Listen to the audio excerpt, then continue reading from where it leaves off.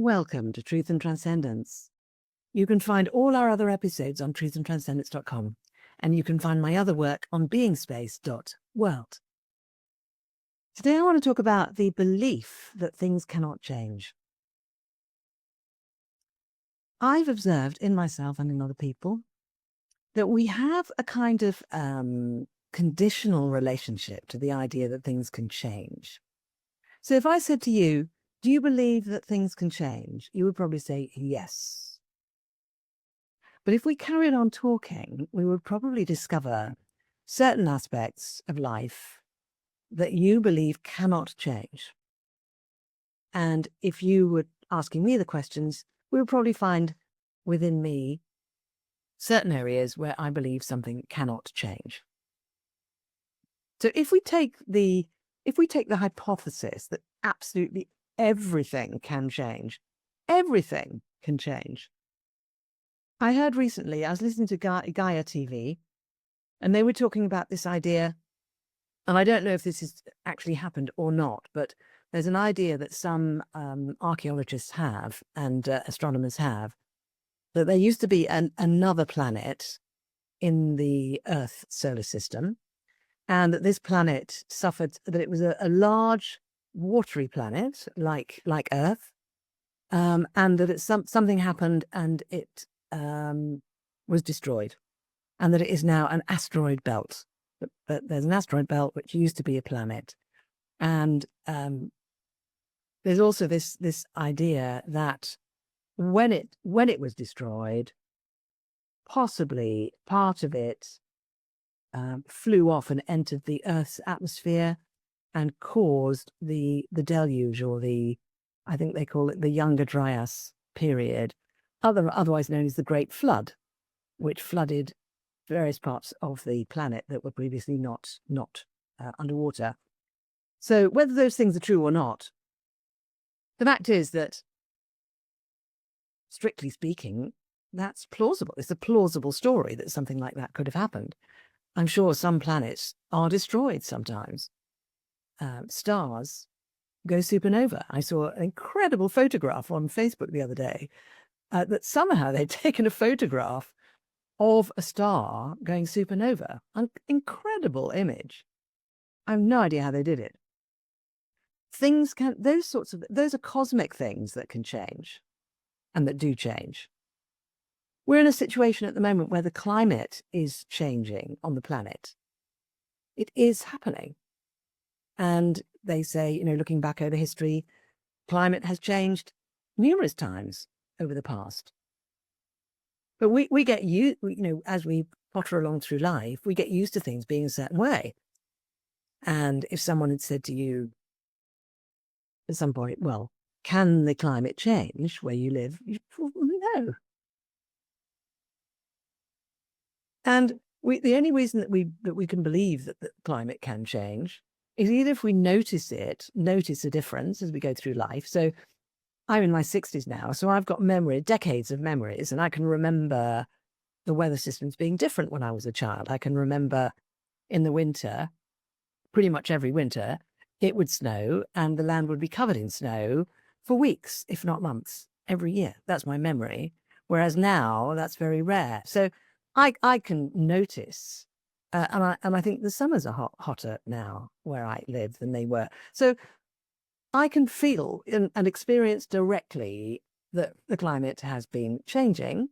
And also we get people who look into these things and are professionals in these areas, who come up with statistics and images and analyses and things, who can give us a sort of rational explanation and rational justification. So we can then say, oh yes, climate can change. So we say, yes, that can happen. And there was a time when body shape, people didn't believe that body shape could be changed. And you just were the shape you were, that you couldn't do anything about it. Now, if someone said to you now, oh no, body shape can't be changed, you would say to that person, which century are you living in? If you want to change the shape of your body, all you have to do is go down to the gym. You might need to get a coach. You might need to get a nutritionist as well. You may even need to get a life coach to help you relax a bit, to help you do what you need to do to change the shape of your body. But we know that we can do that now. We know that we can do it. And one of the reasons we can do it is because we no longer believe that we can't, in general. Now, that doesn't stop us as individuals sometimes reaching points in our lives where, for example, we believe we cannot change our body shape. I myself have had moments when I've been overweight and I've been of the belief that I cannot change my body shape. In order to bring myself to a place where I could do that, I had to let go of that belief. I had to stop believing it. Oh, you can't just decide to do that just off the bat. You just can't do it. But what you can do is you can notice that you have a belief and recognize and remember that beliefs are strong. The way our mind is designed is that if we have a belief, then we will actually, mostly subconsciously, look out for evidence that confirms that belief. Why? Because we tend to tie up our identities with our beliefs. So therefore, we want to prove our beliefs accurate and reinforce our sense of identity. That's a natural process for us. And it's just programmed in. It's not something we decide to do. Some people decide to do it, but it's generally it's something we do automatically. So if I believe I cannot change my body shape, and if I haven't examined that belief or noticed I have that belief, I will look for evidence for it. And I will look for proof of it. And I will look for statistics that say women of a certain age cannot change their body shape, etc. Or it's unhealthy to try to do that and things like that. And I will reinforce that limiting belief. This comes up in relationships as well. And this is a very interesting one because I think we all know that it's possible in a romantic, loving relationship, if you hit problems, you can actually get help with that. And you can potentially transform it and have a rebirth in the relationship if both people want to do that. I mean, that is a caveat. Most things that we want to change in our lives, we won't change them unless we want to, unless we're prepared to do the work to change them. So the relationships one is another example. Whereas when I was a child, psychoanalysis certainly already existed. So there was an awareness that you could actually go and get some help to assist you with whatever your mental or psychological challenges may be, or with your relationships and so on.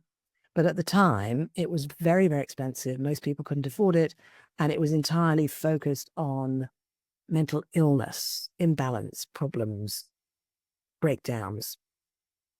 Whereas now, things have evolved, and now you can go and get support and help with anything you like without having to be ill, without having to be unwell, without having to be in crisis. And I think most of us know that now, certainly in the Western world, in the developed world. Most of us know that now. So our relationship with what can and can't change does alter from generation to generation. It does alter according to how much personal growth work we've done, how much self-examination we've done, how much learning we've done, how much spiritual expansion we've been involved with, does actually shift our beliefs of what can and cannot change. And I would like to suggest that if we can reach towards a place where we believe that everything can change, everything, absolutely everything, and that if we find ourselves